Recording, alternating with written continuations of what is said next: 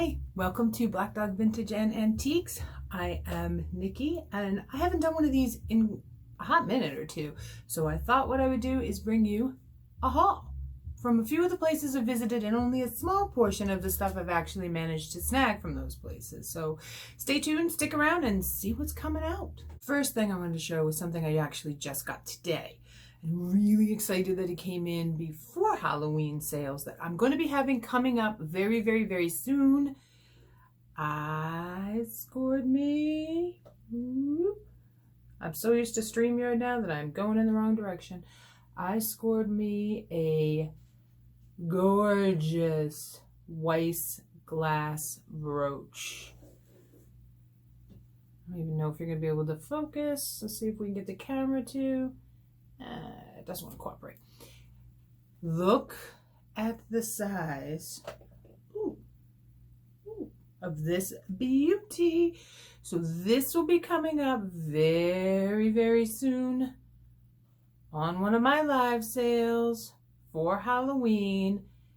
This amazing, if I give it up, right? If I give it up.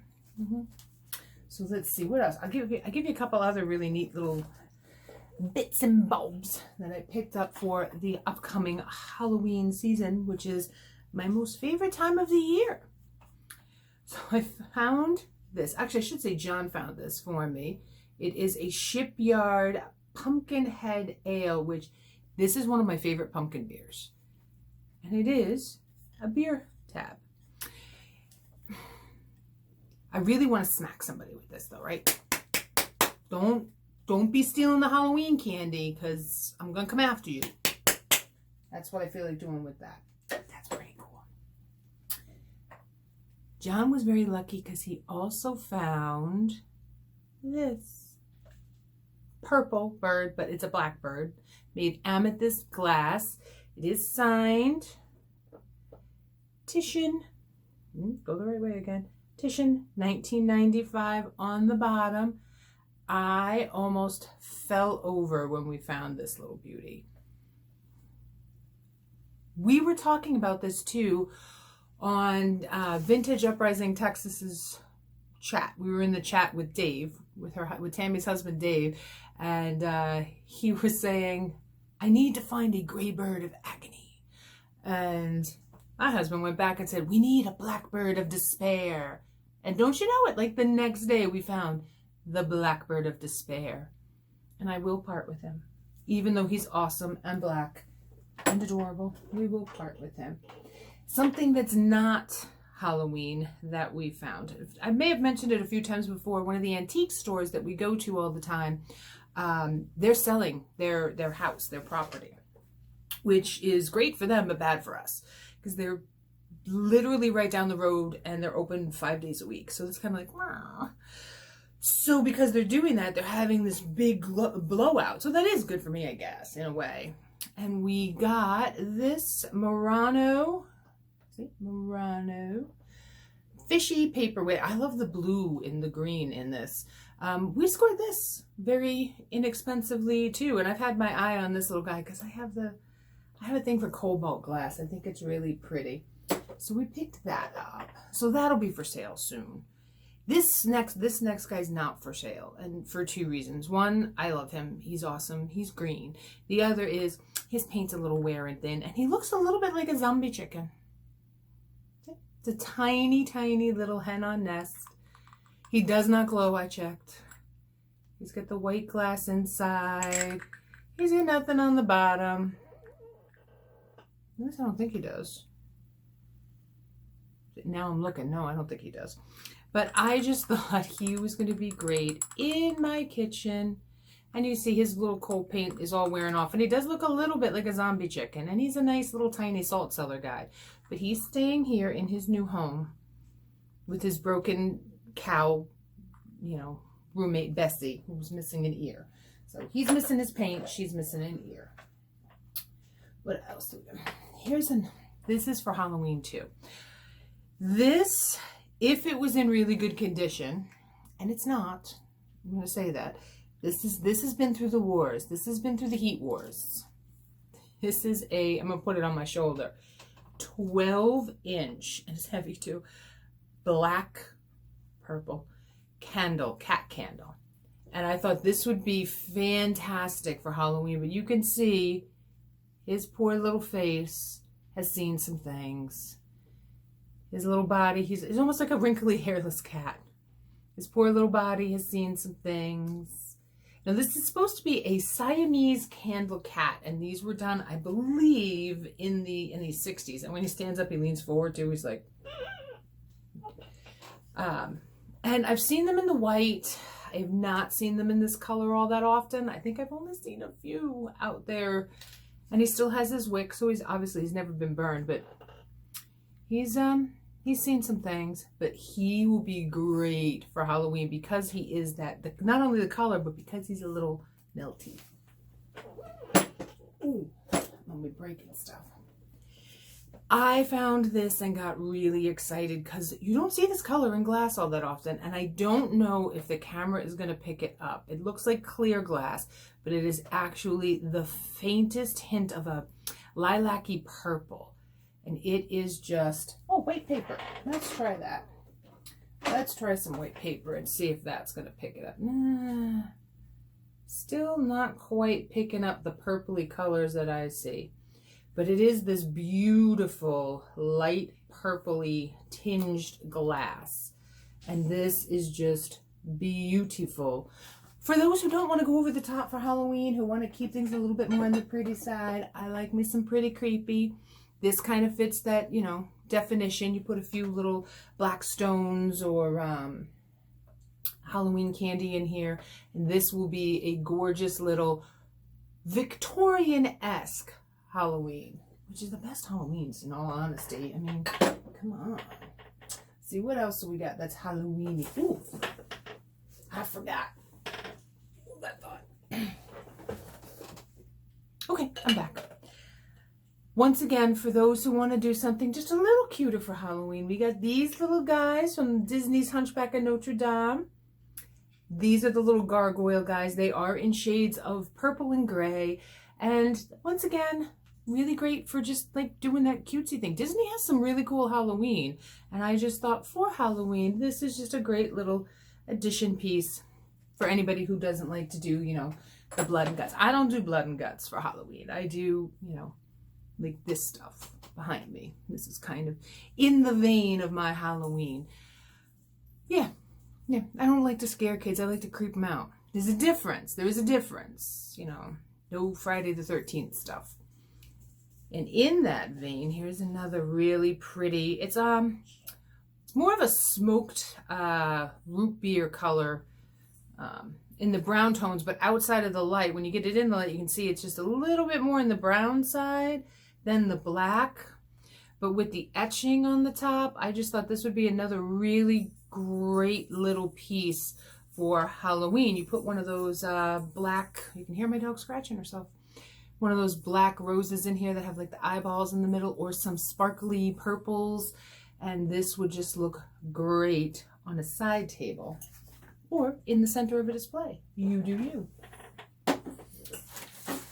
So for the most part, that's it on the Halloween. Gone into some other things. Well, I take that back. I guess this stuff could be used for Halloween. That's what I kind of intended its purpose for, because in my opinion, there is nothing creepier than a bunch of kids. You put a kid in a corner and turn a light on them, and that's it. And my light went out. Yep. So we're going to move on to the kids again. Like I was saying, there is nothing creepier than a bunch of kids at Halloween. Because they couldn't smile, and they look like they're up to something. And, you know, in that vein, there we go. She's actually kind of cute, though. I actually kind of thought she was cute. It does mention the photographers on the back. This one was taken in Peekskill. Why does my light keep going out? It keeps going out. It's going to be one of those days. Mercury's in retrograde. So there's the little girl. And on the back, it does give the photographer here. It is in Peekskill. It says Townsend photographer. This one with the two, with like the brother and sister duo, that does not have anything written on the back. This one did. Here's a mother and child. I do them this way. Here's a mother and child. They're not as creepy, but you hang these up in a little grouping and you put, like, let's say that black bud vase I had out with some flowers in it. You got yourself a whole Victorian memorial going on, a mourning period. Now, the mother and daughter did have stuff on the back, but whoever had it previously had cut it out to put it in a frame. And I don't blame them. They could do that. Here is the whole family together. Look at them. In the dresses and the wallpaper. And just that, look at that lamp. Like, who wants that lamp right there? I want it. I do. So I think, was that all of them? Oh no, I got me some, where am I from? I don't know. I got some tiny, if I can get them out, they're in this tiny little package here. I'm trying to do this when my light decides it doesn't want to work anymore. Like now, my light just decided it didn't want to work anymore. Technical difficulties averted. I was using the wrong brick to power my ring light. Yep, I was. So the photos I was going to show you are these tiny little miniature tin types. So here's Mama, and here's Mama's baby. I'm trying to, let's see. And there is Mama's baby. So these two little miniatures would go together, and they are, like I said, a tin type. So I'm going to be giving those up for sale here really soon as well. And most of the stuff is going to be, I'm hoping, well, I hope I get this video out, but before the sales. But if not, you get to see it on the rewind, I guess. What else did I snag a dag here? Ooh, I'm breaking stuff.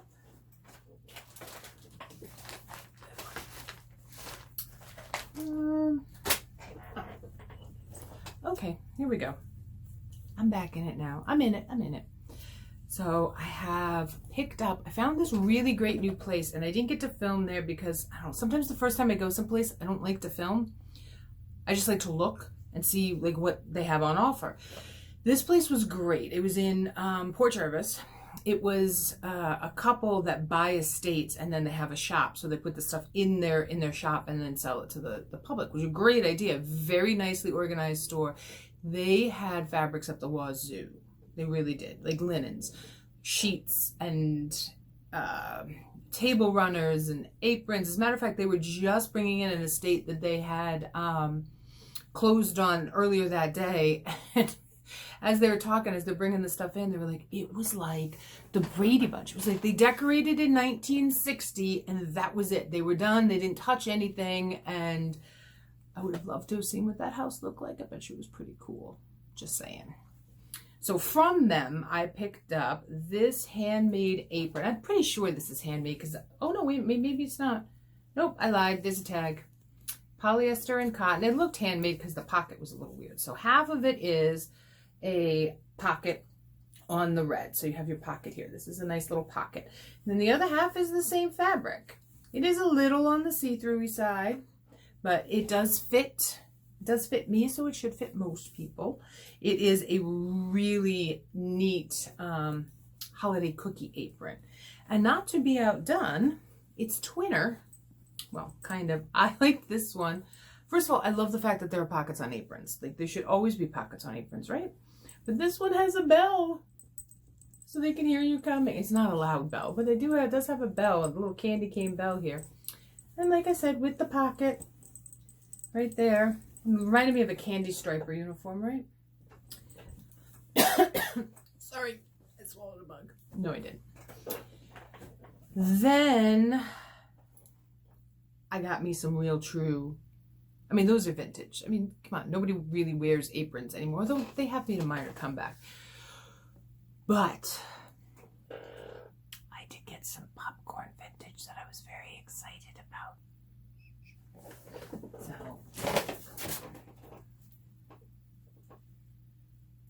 I got a snowman with the colored mittens. I love the colored mittens.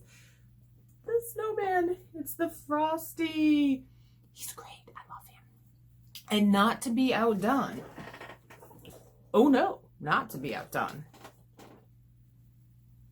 It's Jack. Oh.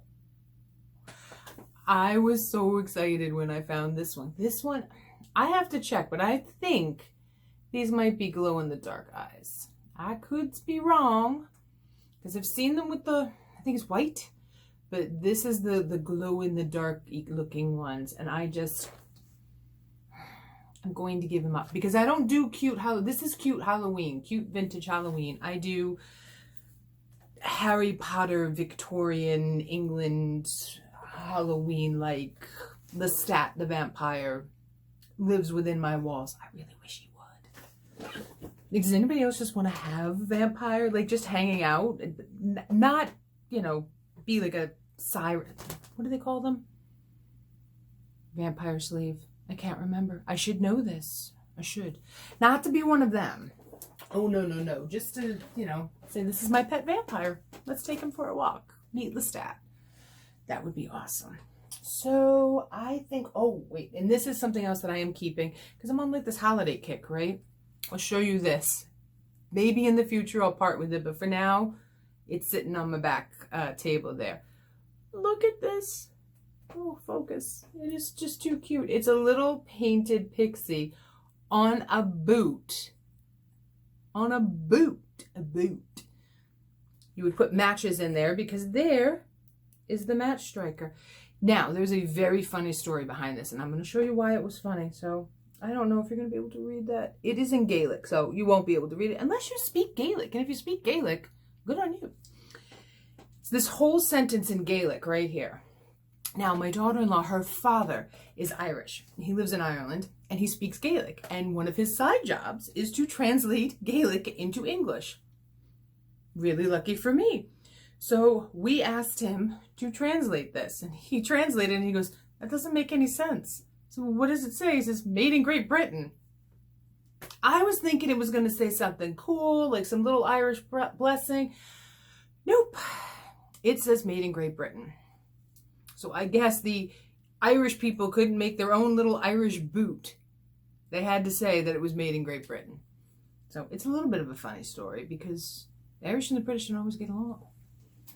So that is pretty much it from the tiny haul I'm going to show you. Now, I do have a ton more vintage Halloween, and I do have a ton more vintage Christmas. I've been drowning in vintage Christmas. Yes, Jen, drowning in vintage Christmas. You're rubbing off on me. So I hope you can join us. Jen and I do our sales every Tuesday and Sunday. Still trying to nail down times. Right now, it looks like it's going to be every Tuesday at 7 Eastern, and then every Sunday at 1 p.m. Eastern, because it's football season. Just saying. With the occasional, you know, pop-up sale thing, going and trying something on Instagram. Which I'm doing tonight. Wish me luck. I think I just spit all over the camera. I'm sorry. So those are when we're doing our 2 sales. I also post videos, regular videos, every Tuesday and Thursday, and I try to put them up early in the morning so you can watch them whenever, you know, whenever you want. And yeah, that is it. Thank you for hanging out with me and watching me babble about some of the cool stuff I got. And I hope to see you at one of our live sales very soon. No pressure to buy, just come hang out, chill. We laugh about some really silly stuff. So make sure before you leave though, you give us the thumbs up. Leave a comment, like, share, subscribe, all that jazz. You can follow us on Instagram, and we also have an eBay store. Everything is Black Dog Vintage and Antiques. And until the next time, stay swanky and stay classy.